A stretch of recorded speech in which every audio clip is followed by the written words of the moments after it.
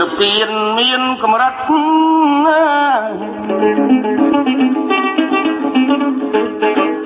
ដាំមហាអនន្តឲ្យអណិតអនុជអ្នកប្រោសសត្វផងសត្វផងទៅក្នុងជ្រោះជ្រំជ្រៅបានតថាគាត់នៅក្រន់ចម្លោះដាក់ដល់នៅពៀនអស់មាត់ម៉ងផុតពីចំណងភពសង្សារ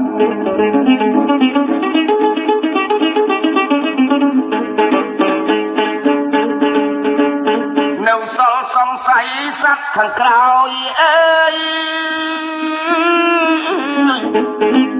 នន់អើយទុកឲ្យព្រះសិអាអណិតសត្វណាស់ណាអ្នកណាបថាគាត់ចូលនៅពៀនហើយ